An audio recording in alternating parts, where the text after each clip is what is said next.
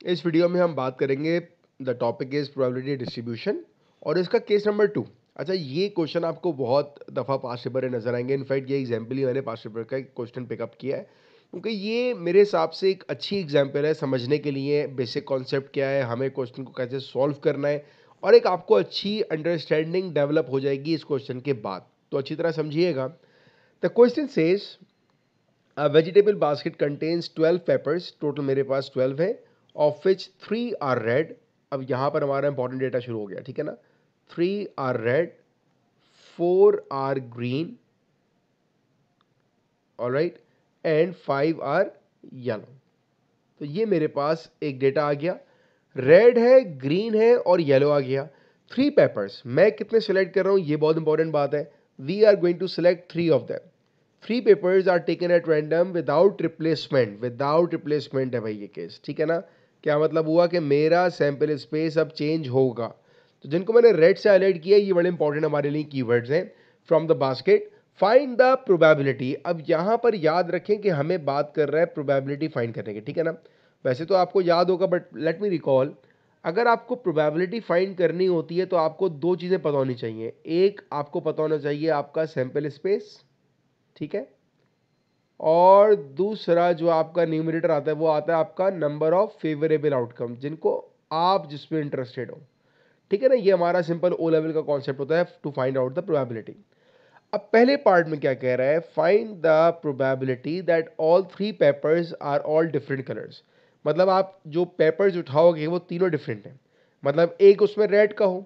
अब मेरे पास total 3 red के हैं। अब 3 में से मुझे कोई एक चाहिए, तो मैं कहूँगा भाई 3 कॉम्बिनेशन 1, कि 3 है रेड के, कोई भी एक आ जाए। उसने ये तो कहा नहीं कि छोटा है बड़ा है, नहीं इसकी हाइट सेंटीमीटर इतनी हो, कुछ नहीं कहा। उसने कहा भाई 3 में से एक आ जाए। तो ये तो आ जाएगा 3 combination 1 that is equals to 3। ये बात की जा रही किसकी, रेड की, ठीक है।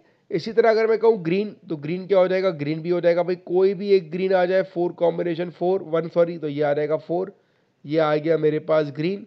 और इसी तरह मैं येलो की बात करूंगा तो वो आएगा 5 कॉम्बिनेशन 1 दैट इज मीन्स 5, और ये आ जाएगा मेरे पास येलो।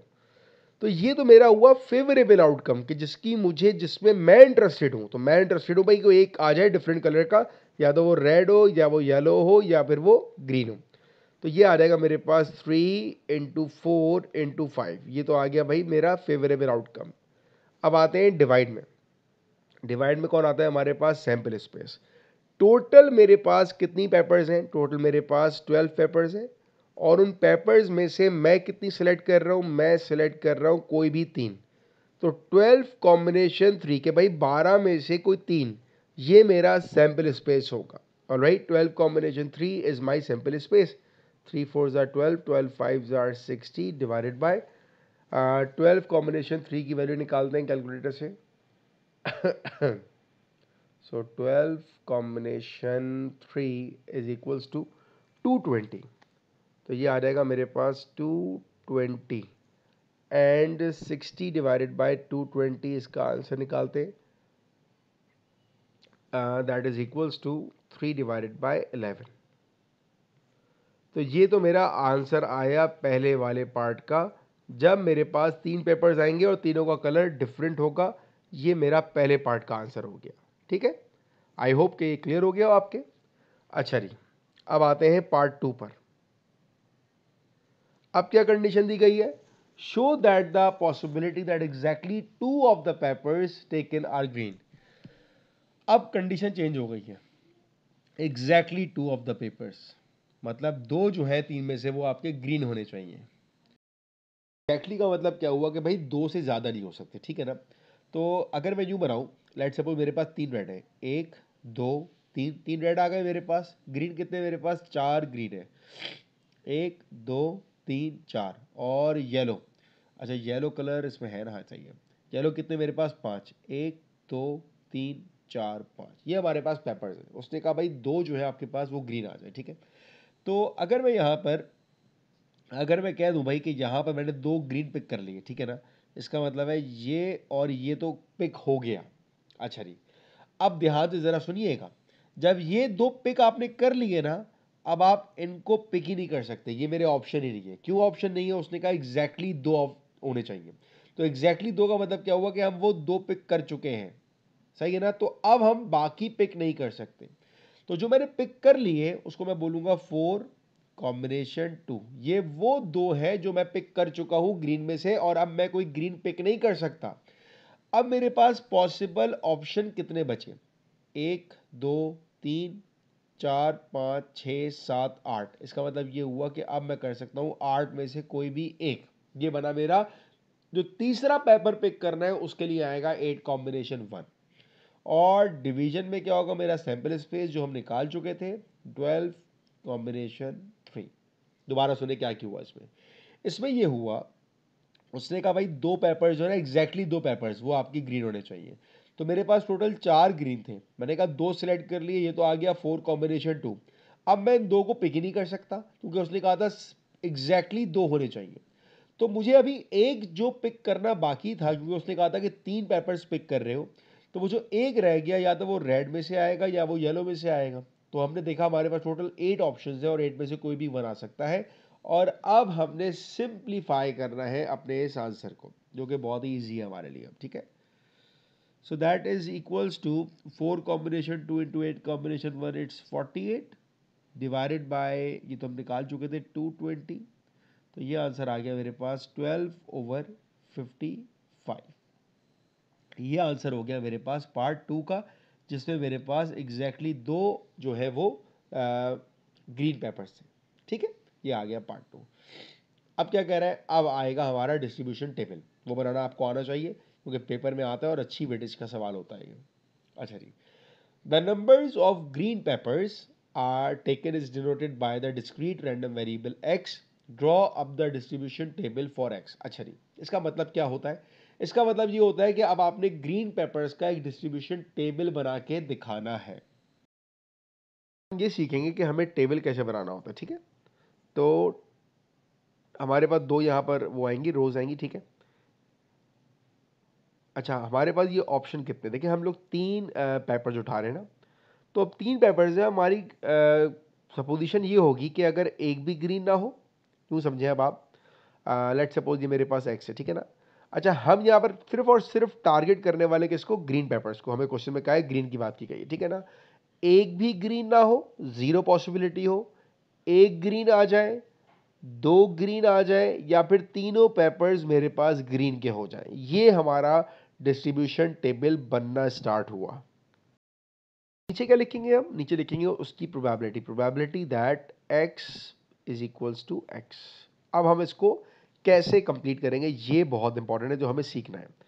अब पहला हमारा केस ये है कि अगर हमारे पास एक भी ग्रीन ना हो, जिसको हम कह रहे हैं नो ग्रीन पेपर, एक भी ग्रीन ना हो, उसकी पॉसिबिलिटी क्या होगी, कैसे निकालेंगे? बहुत सिंपल है। देखिए मैंने जो ऊपर ये बनाया हुआ था रेड, ग्रीन और येलो, अब मैं कह रहा हूँ कि यार एक भी ग्रीन ना हो, तो यार अगर एक भी ग्रीन ना हो इसका मतलब है कि या तो येलो होगा या फिर रेड होगा। तो येलो और रेड मिला के कितने हो रहे थे हमारे पास? अभी काउंट करते हैं, 1 2 3 4 5 6 7 8, 8 थे मेरे पास। मैंने कहा 8 में से कोई भी 3 आ जाए न्यूमरेटर में, और डिनोमिनेटर क्या था मेरे पास? 12 कॉम्बिनेशन 3, यही था हमारे पास। इसको हम सिंप्लीफाई करते हैं। कैलकुलेटर निकाल लेते ज़रा मुझे, 1 मिनट। कहाँ गया कैलकुलेटर? हाँ ये आ गया ना। सो 8 कॉम, ओहो 1 मिनट यार, 1 मिनट।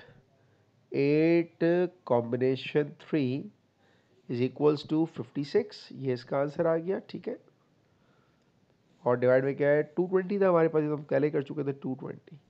तो 56 divided by 220, that is equals to 14/55। ये मेरे पास किसकी पॉसिबिलिटी आ रही है? ये मेरे पास उसकी पॉसिबिलिटी आ रही है जब मेरे पास एक भी ग्रीन नहीं होगा। तो द फर्स्ट आंसर इज 14/55। ऐसे हमारा कंप्लीट होता है ये टेबल। अब सबसे आसान पता है क्या होता है? एक भी ग्रीन ना हो या तीनों ग्रीन हो जाए। तो अब मैं निकालूंगा all are greens, all are green, ये मैं निकालूंगा सेकंड फॉरन। हमेशा फर्स्ट और लास्ट सबसे आसान होता है। अब ऑल आर ग्रीन का मतलब क्या हुआ कि आपने 3 पिक करी और वो तीनों आपके पास ग्रीन ही आ रही है। तो ग्रीन मेरे पास कितनी है? 4 है। ये आ जाएगा 4 combination 3 divided bye 12 combination 3। Alright, इसका आंसर अभी देख लेते हैं हम लोग। तो 4 कॉम्बिनेशन 3 हमारे पास क्या होता है? आई थिंक 1 होता है, let me check it as well. 4, एक मिनट, 4 कॉम्बिनेशन 3 ये आ जाएगा। ओहो क्या हो रहा है? 4 combination 3 it's 4 divided by 220। Alright, तो जब हमने डिवाइड किया इसको दैट इज इक्वल्स टू 1/55। ये मेरे पास आंसर आ गया लास्ट वाले का। अब हम आते हैं बाकियों पर। अच्छा, बाकियों पे जरा सा केसेस बनेंगे, जरा ध्यान रखिएगा। अब मैं आपसे कहूँ कि यार एक ग्रीन पैक है। अब एक ग्रीन का मतलब क्या हुआ भाई? देखें आ जाए, 1, नॉट दिस वन, 1 ग्रीन, सिर्फ एक ग्रीन हो हमारे पास। हमारे पास ग्रीन है कितनी? हमारे पास टोटल ग्रीन है 4। 4 में से हमने एक ग्रीन तो ले ली। अब हमें लेनी कितनी है? 2 लेनी है। लेकिन कितनों में से लेनी है? अब दोबारा ग्रीन नहीं आ सकती। अब क्या बचा हमारे पास? 8 कॉम्बिनेशन 2 डिवाइडेड बाय 12 कॉम्बिनेशन 3। ये बन गया। अब इसको सॉल्व करके देखते हैं भाई हम लोग। तो ये आया मेरे पास 4 combination 1, 4 combination 1 it's 4 multiply by 8 combination 8 combination 2 that is equals to 28। Divide में आ गया 220, 28 times 4 divided by 220 and the answer is 28/55। ये आ गया 28/55। सही है भाई, यहां तक बात भी क्लियर हो गई आपको। अच्छा जी, लास्ट निकालने का आंसर जो है ना बहुत ही आसान है। अब आप क्या करो, अब आप, क्योंकि देखिए हम लोग 3 ही निकाल रहे हैं, चौथे पांचवे का तो ऑप्शन है नहीं हमारे पास, तो हम इन बाकियों को ऐड करके 1 में से माइनस कर देंगे। अब ठीक है ना, अब लास्ट वाला पार्ट देंगे क्या होगा। 1 माइनस 14/55 माइनस 28/55 माइनस 1/55। कैसे किया? हमने पढ़ा था ना कि इनका सम जो होता है वो 1 के बराबर होता है। तो इन सबको हमने ऐड किया, 1 में से माइनस किया, हमें इसका आंसर ऑटोमेटिकली मिल जाएगा। ऑल दो हम केसेस बना के भी कर सकते हैं, बट ये वाला मेथड हमें ज़्यादा ईजी पड़ेगा। तो एलसीएम तो आ गया हमारे पास 55, क्या बचा? 55 माइनस 14 माइनस 28 एंड माइनस 1। अभी सिंप्लीफाई कर लेते हैं इसको, बहुत ही आसान हो गया है। तो 55 माइनस 14 माइनस 29, तो ये आ गया मेरे पास 12/55। तो ये मेरा लास्ट आंसर आ जाएगा 12/55। तो जब आपको लास्ट वाला निकालना हो ना, तो उसका तरीका हमेशा ऐसे ही रखें आप कि आप बाकियों को ऐड करके 1 में से माइनस कर दें। तो ये आपका कंप्लीट हुआ प्रोबेबिलिटी डिस्ट्रीब्यूशन टेबल। इसकी बड़ी अच्छी वेटेज है हमारे पास पेपर में, ठीक है ना, इसकी बहुत अच्छी वेटेज है। इसको बनाने के लिए आपको सारे केसेस डिफरेंट डिफरेंट करने पड़ते हैं। पैटर्न ये रखिएगा, मैं हमेशा इसी को फॉलो करता हूँ कि पहले जीरो वाले को लिया, फिर ऑल वालों को लिया। इसको करना बड़ा आसान है, इनमें से किसी एक को पिक करके सॉल्व किया और लास्ट वाले के लिए आपने सबको ऐड किया और 1 में से माइनस कर दिया। ये हमारे पास हुआ प्रोबेबिलिटी डिस्ट्रीब्यूशन टेबल, जिसको हम कहते हैं डिस्क्रीट रैंडम वेरिएबल। ऑलराइट, अब आप पास्ट पेपर का कोई भी क्वेश्चन कर सकते हैं इसको समझने के बाद।